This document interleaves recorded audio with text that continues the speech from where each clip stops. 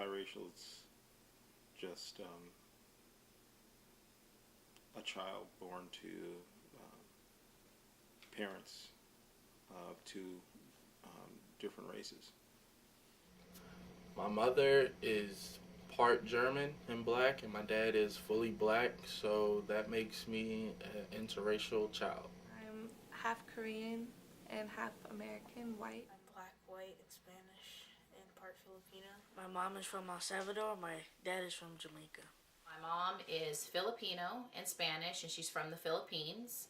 And my dad is German, Sweden, and Norwegian, and he's from Illinois. I realized I was a mixed child, as you would say. Growing up in school, I went to a dominantly Caucasian school, and I started to group myself with the few African American children that were there. Being mixed or biracial, however you want to say it, you get along with different people because you have a viewpoint and you can relate with every single person. So it was pretty easy to get along to me in the world because I could relate to everybody. When people ask me about whether I'm mixed or not, I don't mind that because I'd rather them ask me, oh, what are you mixed with, or where do you come from? I'd rather them ask me those kind of questions than just assume, oh, are you Chinese or are you Japanese? No, I'm neither.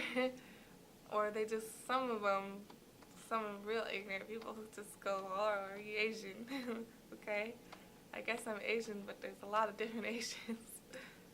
So The advantages I think I have of being mixed is I can, from a point of, from just looking at me, I can quote unquote fit in with either crowd at a certain time. I can, I've adapted to many cultures.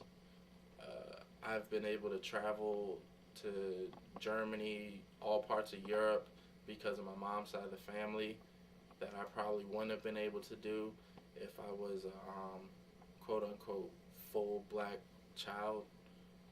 Or I've just been, my world has been opened up to more than just to more cultures than just one.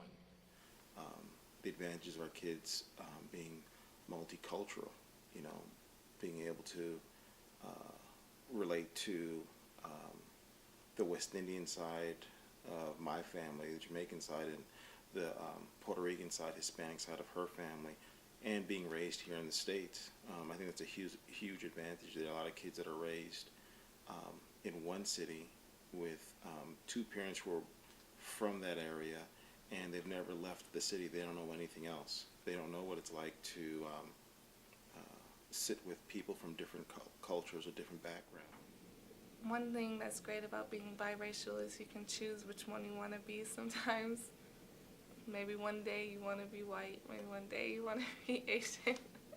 If someone was to look at me, they wouldn't think I'm white. They would think I'm probably black or mixed. So that's what you get at first sight.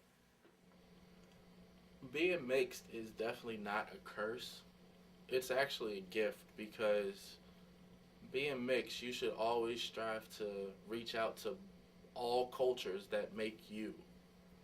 If you have 2, 3, maybe even 4 cultures that make you, explore each one. Each culture brings a new aspect to your life. Don't just be narrow-minded and be like, oh, there's a drop of black in me, so I'm 100% black. No, if you're not, you're not. Experience everything.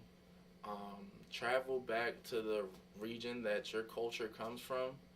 Experience it. Just have fun with it.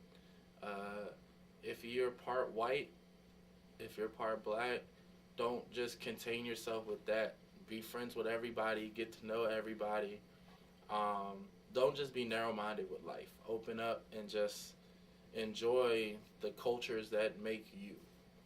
I think good advice for children who are mixed, especially in areas where they aren't around too much of their different cultures. They're around, maybe feel a little outcast, is not to think that you had to fit in with the majority of the people. You don't need to be like them. And not to think that you won't be, the fact that you're different doesn't mean you're not going to fit in either. I mean, you can be distinctively you and still people will like you as long as you carry yourself with respect and confidence. People will tend to like you regardless, so you don't have to feel like you have to just get rid of your other side just because of that.